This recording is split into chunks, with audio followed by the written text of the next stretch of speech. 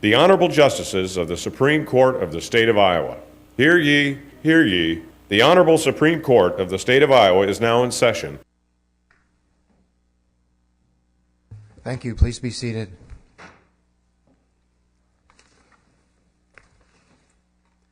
And good morning. We have 3 cases that will be submitted to the court. Those cases are Roberto Morales Diaz versus State of Iowa. Second case is Eugene Kopecki versus Iowa Racing and Gaming Commission. And the third case is Patrick Ney versus John Ney. That last case is now submitted to the court without an argument, and we'll now hear the arguments in the Diaz matter. Mr. Vondra.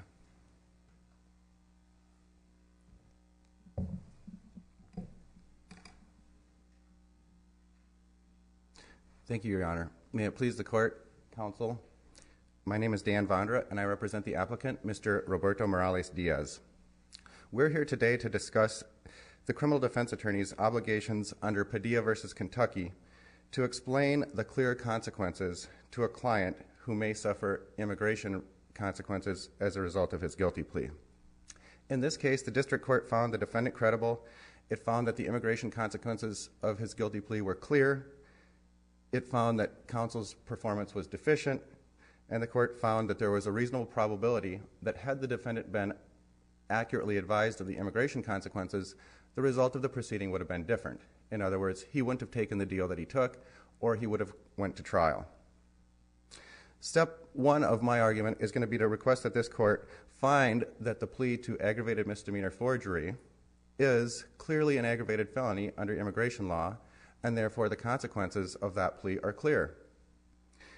And as a result of Mr. Morales Diaz's criminal counsel's failure to advise him of those consequences, he was ineffective.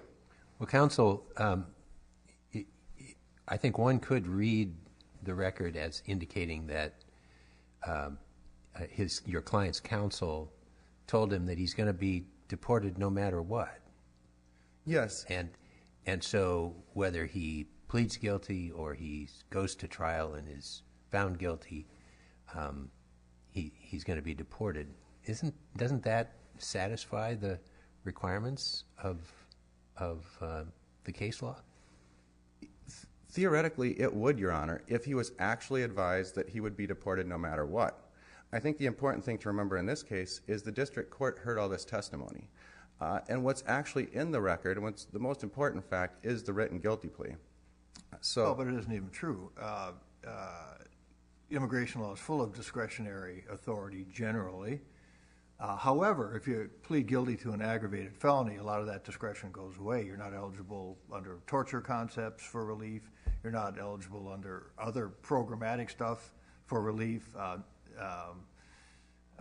So the prosecutorial discretion goes. So isn't the question isn't whether or not he may or may not face removal. The question is does he suffer adverse legal consequences from the guilty plea, right? Right, and I think that's where it's very obvious. If you look at the expert witness letter, he listed the automatic and the severe consequences that flow from that. And none of that was in the guilty plea, and Freese admitted that he didn't advise him of any of those things, and he wasn't familiar with those. The correct advice would it not have been, look, if you plead guilty to an aggravated felony, your chances of avoiding removal are next to zero. If, however, we're able to avoid that consequence, there's at least a possibility of prosecutorial discretion someplace, or possibility of getting Homeland Security to decline to remove you based on having children in the country, a kind of a hardship situation, so forth and so on. And that's the calculus that the client, should have been empowered to, or at least that's information that should have been provided to allow him to do the calculation of what to do. Right, exactly. The argument that I'm making is that the guilty plea should have contained the advice that if you plead guilty to this, you're pleading guilty to an aggravated felony. The immediate consequences are that when ICE picks you up, you are subject to mandatory custody. This whole idea that they were trying to evade detection isn't really lawyering. Lawyering is advising about the consequences, not saying let's try to just avoid them by getting you out of jail so ICE doesn't catch you. The additional advice that should have been in the guilty plea, or a letter to the client, or somewhere, which the record is devoid of, Attorney Freese had no evidence that he had the conversation in the jail that he told him he would actually be deported. There's no letter to the client. There's no actual proof that he even said that to the client at all. And the district court did find Morales-Diaz credible. So if a competent attorney would have had the conversation with Morales-Diaz, he should have said, yes, this is an aggravated felony, mandatory custody. You won't get a hearing from the immigration judge. At a bare minimum, I think a competent attorney would say, this is an aggravated felony, and you will be removed from the United States. They didn't, even if they didn't go into the administrative removal, the detention, and that sort of stuff, at least a statement that you will be removed from the United States would have been accurate in the guilty plea. And not putting it in the guilty plea makes it hard for the court to determine if it's knowing and voluntary, frankly. So now we're left with this jailhouse conversation that Mr. Freese testified about that did make it into the Court of Appeals decision, and I did want to point out a couple things about that. So Freese had some very bizarre testimony that the trial court heard, and the trial court found Morales-Diaz's version of events that he was never informed more credible than to the defense attorneys. One of the things that's actually in the record, in the appendix at page 15, excuse me, on July 3rd, the court scheduled the guilty plea for an aggravated misdemeanor forgery offense. July 3rd was before Mr. Diaz missed any immigration court hearings. It was before he missed his guilty plea hearing. So as of July 3rd, Freese had already made the decision with the court that they were going to plead guilty to this offense later in the month.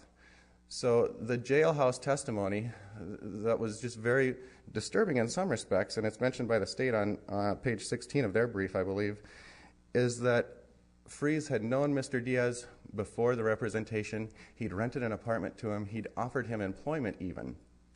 And it's a disturbing in a way that, you know, what does this attorney who's either conspiring to provide unauthorized employment to an undocumented immigrant, or certainly if he didn't know, he doesn't really want this situation to hang around and go to trial and get examined. Is that issue really before us, though?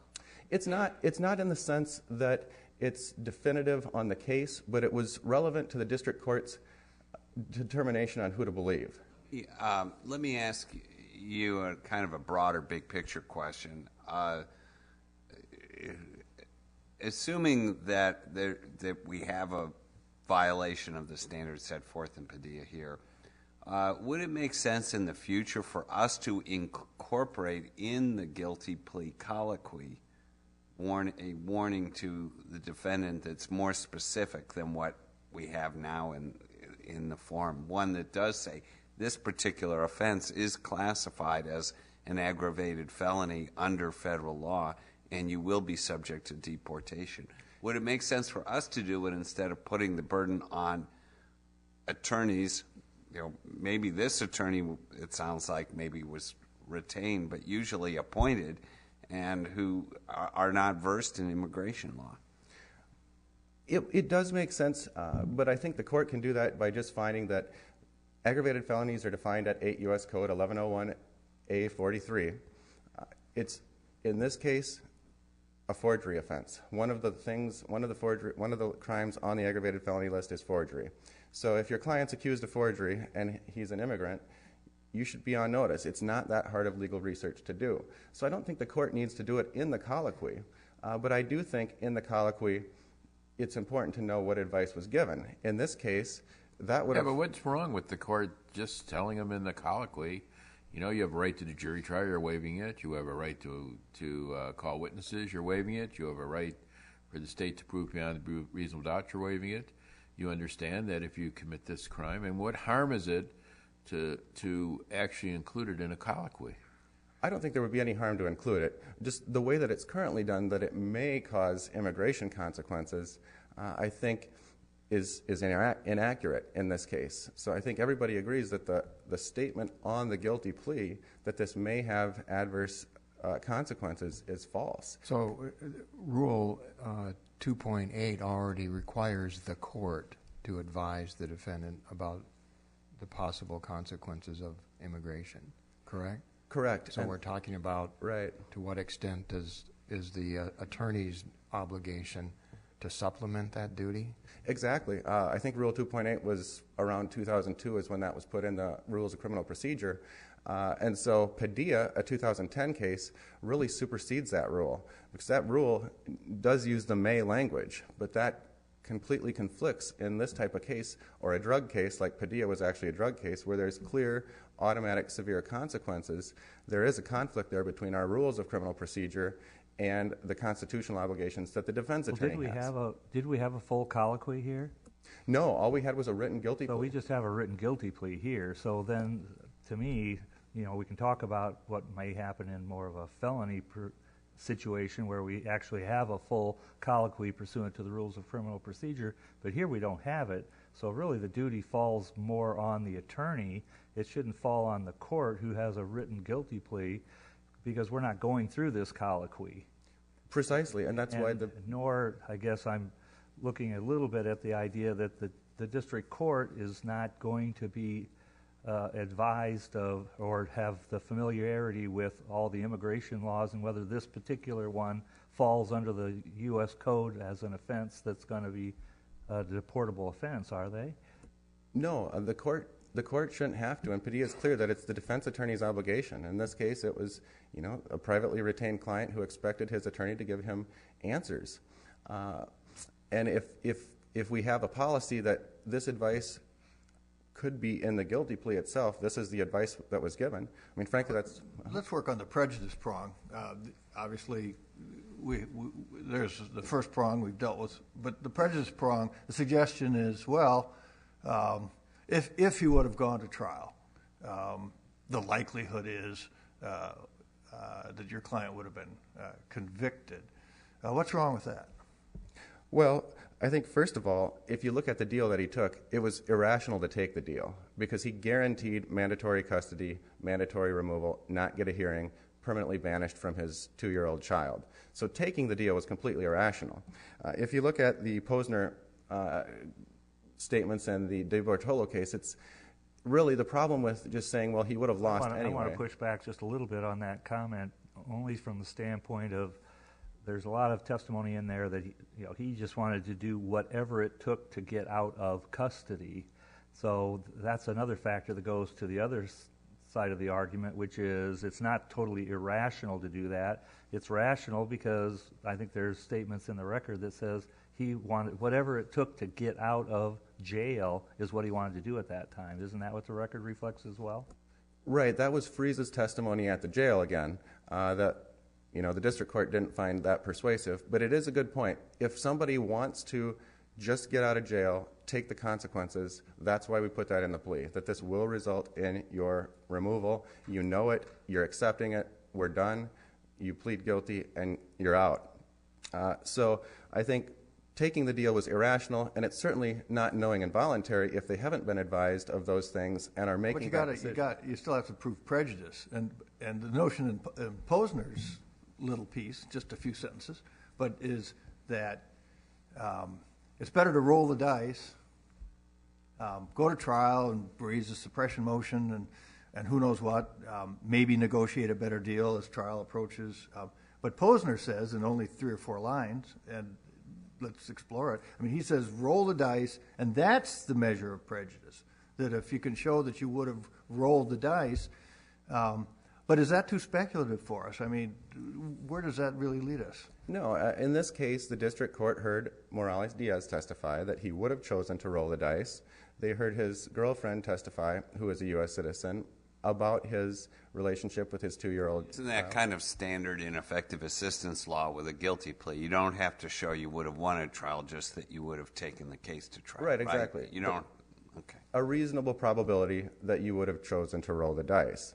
And a court can't force a defendant to plead guilty based on overwhelming evidence, so that also militates in favor of allowing the defendant to testify, provide some corroborating evidence that they had an incentive to go to trial. In this case, his incentive was to test those defenses, test the suppression. It's a specific intent crime. There was no translator at the initial encounter with the officer. Who knows what statements might come in. There was nobody listed from Texas. Immigration law is still very complex. This case may be easier than others, but are we expecting too much of our defense lawyers? Is it enough if they just say there could be serious immigration consequences, including deportation? You need to get an immigration lawyer. That's outside of my wheelhouse. They certainly could. The defense attorney could have privately retained. He could have said, hey, we're going to get $500 in a retainer account to get our own expert. What about in the usual situation, appointed counsel? Appointed counsel says, I'm not an expert on immigration law. I really don't know the answer. Where do you go from there? I think there's a lot of attorneys in the community that there's criminal defense bar, there's listservs. My experience would be that they can get advice if they want to, and especially in aggravated felony cases like this would have been a 2-minute phone call with my office, and I could have said, okay, we'll just put in the guilty plea. You're pleading guilty to an aggravated felony, and you will be removed from the U.S. Mr. Vondra? Does your position require us to appoint immigration counsel? On a court-appointed case, if the defense attorney can't fulfill their obligations under the Padilla and the Constitution, it might. Mr. Vondra, was there anything in the record addressing what this attorney actually did to support the advice that he allegedly gave in this case? No. I mean, there were no billing records. There were no letters. It was just his testimony. Thank you. I think I'm out of time now. All right. Thank you as well. Ms. Hall.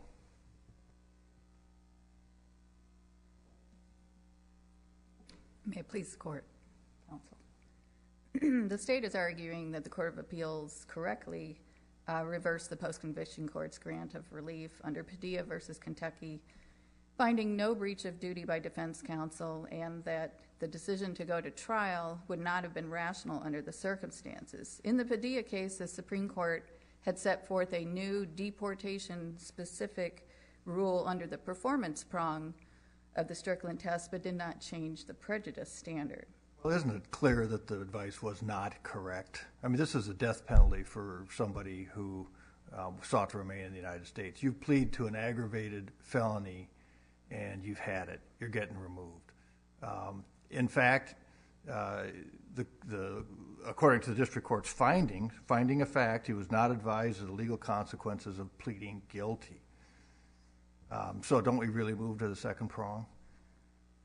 I would disagree with the finding that counsel breached a duty. I think the facts of this... Let me ask you this, though. I mean, we have a finding of fact that he was not advised of the serious legal consequences of pleading guilty. Now, it strikes me there's substantial evidence in the record to support that, but push back if you don't think there is, of course. I know you will. We disagree. We think there's substantial evidence to the contrary. Well, but wait, this is appeal, and we have a district court two findings of fact, actually. One, that he was not advised of the serious legal consequences, and two, that he would have gone to trial had he been appropriately advised. And those are findings of fact. And normally on appeal, we defer to PCR judges' findings of fact. And so I'm working on the first finding of fact, and you really think that there's not substantial evidence in the record to support the finding of fact that he was not advised of legal consequences? I mean, you may disagree with it. I mean, I understand you say, well, the client here was testifying to save his skin or whatever. It could be. But the trial court made the determination of fact, and it seems to me we need to work off that. Well, I think that the court failed to consider a number of important facts. And I think the background of this case is kind of unique. I think we need to look at what Morales knew at the time of his guilty plea and what had happened over the 15 months since his arrest. Immediately following his arrest, an immigration detainer was filed, and this was late January 2013. And in the paperwork provided to Morales, and partly in Spanish, they gave him information on free or low-cost legal services. And then early on, Attorney Freese had told Morales that the forgery charge made it difficult, if not impossible, to stay in the U.S. That's what Freese testified to. The district court made a determination to the contrary. And there was conflict in the testimony. I mean, it looks to me like Freeze had a somewhat different view than the client. Typically, that happens in PCRs. But the district court decided it against you. I mean, I'm being a little bit repetitive, but is there evidence in the record that might have supported a different fact finding, a different factual determination? Well, maybe, maybe. Although I'm not even sure of that, to be honest with you. But don't you? I mean, don't you think it's true that he was not advised of the difference between pleading guilty, you're removed, and avoiding that consequence? I think it's not as simple as that, and I want to go back to some of these other facts. The attorney Freeze had testified that he advised Morales several times to get an immigration lawyer and also provided him with names. And then the criminal case was continued 4 or 5 times in order to allow Morales to investigate his immigration status, but he still didn't consult with an immigration lawyer. Nor did he seek legal advice immediately after missing his July 8th, 2014 immigration hearing, or even after he received the notice of removal late that month because of his failure to appear. Instead, he disappears for 6 weeks and fails to appear for his guilty plea hearing date. So it wasn't until 2 months after his guilty plea, when he was actually arrested and detained by federal authorities, that he first decided to retain immigration counsel and then reopen his case and challenge his guilty plea. And we were just talking a little bit about the standard of review. Isn't it actually de novo because it's an ineffective assistance claim? So we may defer to credibility findings of the district court, but it's not a substantial evidence review, is it? Because ineffective assistance is constitutional, therefore we review constitutional claims de novo. Usually it works the other way. Usually district court finds against the defendant, we're reviewing de novo. But here it's the other way, right? That's correct. Counsel, this is an important question on the credibility here, and it is something we're going to have to decide, and I think the district judge was a little disturbed about it. But why would Freeze be working to engage in a guilty plea that would guarantee his removal or deportation from the country if in fact he was aware of all of this? What would be the rationale for the lawyer to recommend that he plead guilty to this offense? Well, I think we also need to look at the fact that defense counsel testified he had consulted an immigration attorney himself, and he knew that the goal was to get a plea offer for a misdemeanor carrying less than 1 year in prison. But unfortunately, that's not what the prosecutor offered. And more importantly, if you look through the statutes, there is no lesser forgery or identity theft offense that would not be considered an aggravated offense under immigration laws. And, you know, by the time we reached the August guilty plea date, with the assistance of an interpreter, counsel, we believe, correctly told Morales that chances were he'd be deported no matter what. He was pleading guilty to this offense. He failed to appear for the immigration hearing. They were going to deport him. What if he got acquitted at trial? Well, as to the prejudice argument, we also argue that the post-conviction court applied a much too narrow standard, that there's a number of factors. I realize you take into account the chances of a conviction in determining whether the defendant really would have gone to trial. On the other hand, the ultimate issue is there a reasonable probability the defendant would have taken the case to trial, right? I think you have to look at whether the decision to go to trial was rational under the circumstances. That's the Padilla standard. Ms. Hall, does it become rational to go to trial when you're told that if you plead guilty that you're going to be deported, never be able to return, separated from your family, separated from your child? Would anyone say, well, I'll be found guilty anyway if I go to trial, so I'll just plead guilty under those circumstances? Well, I think the standard is supposed to be overall objective, but yet the defendant or petitioner's ties to the U.S. and express concern for avoiding removal are one factor, but other factors that courts have applied in analyzing Padilla and Hill issues include whether there's a claim of actual innocence, is there a plausible or viable defense that has any chance, realistic chance of acquittal, how strong is the state's evidence, what is the likelihood of a better plea offer? Your position is sort of weighing everything. This client had, as you read the record, a virtual certainty of being convicted if he went to trial, and the downside of going to trial would have been additional time in jail while Correct. awaiting trial. And I think we can get from the post-conviction testimony and from the attorney is that he really wanted to get out of jail to get back to his daughter. And he was afraid, he expressed that he was afraid federal authorities were already looking for him because he failed to appear. Counsel, if there's a swearing contest over what oral advice was given, even on de novo review, shouldn't we defer to the credibility determination of the trial court that heard the witnesses firsthand? We would urge you not to. And I think if you look at the statements that Morales made in his motion to reopen, he says, Freese told him there would be no negative immigration consequences. And then at another point he said, Freese didn't tell me anything. And that's simply not supported by the record. Nor did he testify that Freese had told him that because he was getting a suspended sentence in probation that he was going to be okay. That didn't happen either. So I think there's signs attacking his credibility. And we also look at the fact that when he was arrested, Morales lied to the police officer about his legal status and volunteered that he had purchased the ID card for $100 from an office building in Texas and used it 6 years without any problems. There was an interpreter present during the discussions with the police officer about the ID card, and he was provided his Miranda rights before the discussion began.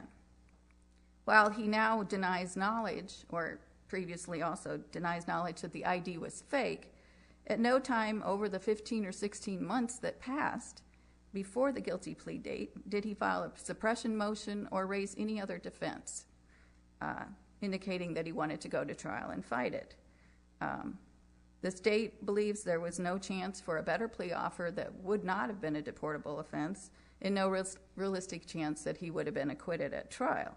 The only factor supporting his claim of prejudice is his understandable concern over his young daughter's care and custody.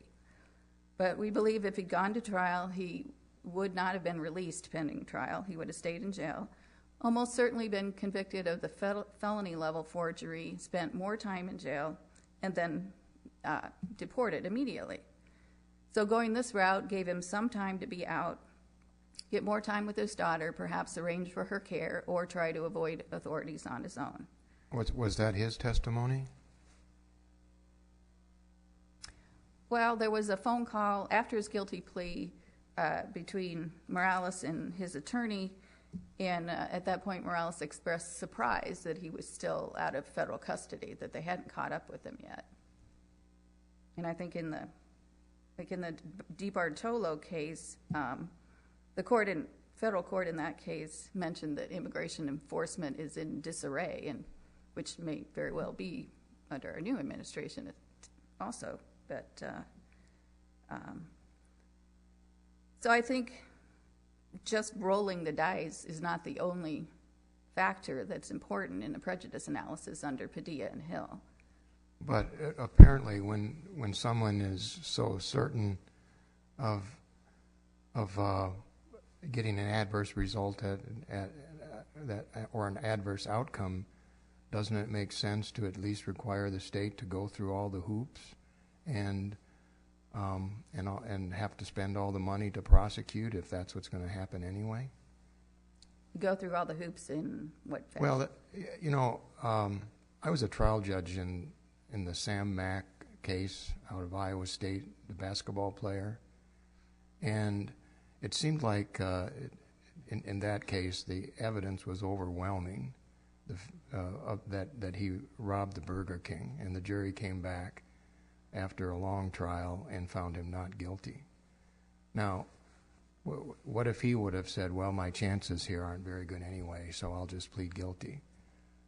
his life would have been much different than it turned out. Don't you think that someone in the position of this defendant would want to roll the dice in hopes that that the legal process didn't carry out like the state would hope that it would?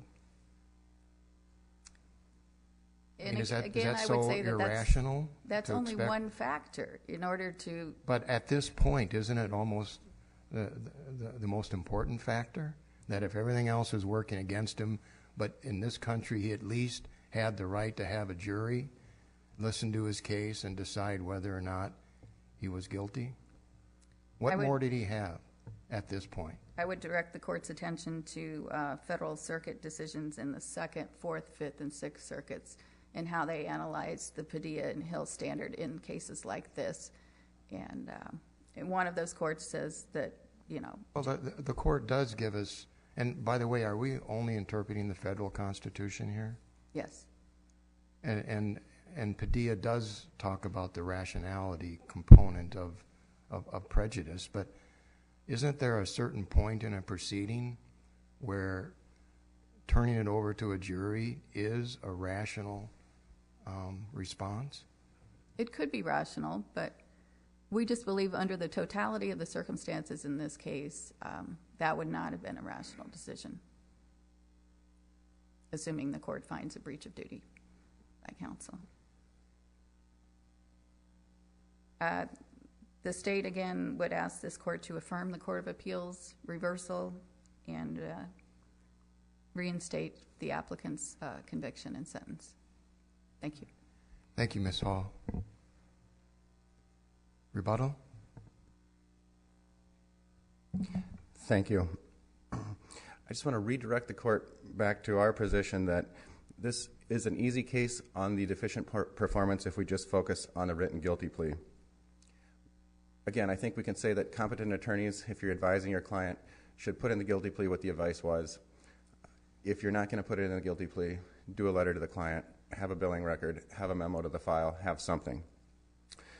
I think the record also shows that that decision was made at least before July 3rd. As I mentioned, the appendix, page 15, shows that this was scheduled for a plea to the aggravated felony. If the defense attorney did that, it would make this case a lot easier.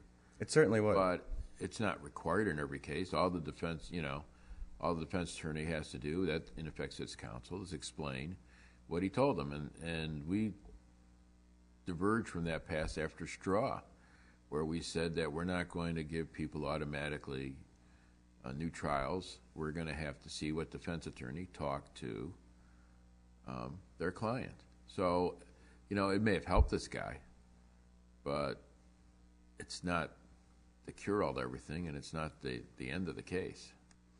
Right, and I think it will be easier in the felony cases when the judge can actually inquire to the advice given and get this all on the record. But for the written cases, it's really hard for reviewing courts to know, and for the judges to know when they take the guilty plea, that it was knowing and voluntarily and fully informed. The other part I just want to briefly return to is the state's argument that the defendant should have been in charge of getting his own immigration advice. Again, on the written record, the judge can know, because you could either put an explanation in the written guilty plea, or the judge can say, what did you tell your client? And get it on the record at that time to make that record. Yeah, that's true. In the normal case, they could do that. Again, going back to the defense attorney's claim that the client was responsible for getting his own immigration advice, again, Padilla just doesn't say that. It's the defense attorney's obligation. And if Morales-Diaz was being difficult about that and the attorney couldn't figure it out himself, he could have withdrawn. That would have been the other suitable option, or not taken the case up front if he didn't think he could handle that type of issue. The fact that there was no lesser included doesn't mean that if this case would have been pushed a little bit harder by the defense attorney, that the county attorney couldn't have amended the trial information, added a count, or come up with some sort of better deal to help this client out. And to go back to the question on who would take this type of deal where you're guaranteed an aggravated felony, there certainly are people who will knowingly and voluntarily plead guilty to an aggravated felony. If you're facing first-degree robbery and you get an offer for second-degree robbery, of course that makes sense to do. In this case, though, we've got a Class D felony that even if he goes to trial and loses, he's probably going to get probation anyway. He's not really giving up a lot. And on the flip side, if he wins, he might get his green card here because he's been in the U.S. for 10 years and has this U.S. citizen child. So the rationality component completely made sense for him to roll the dice, fight the case as long as he could. Even if he lost, that would have given him additional time to arrange things for his family and to let the process play out as long as it took. Thank you. Thank you as well, Counsel. The case of Morales-Diaz is submitted to the court, and we'll now hear the arguments in Kopecki.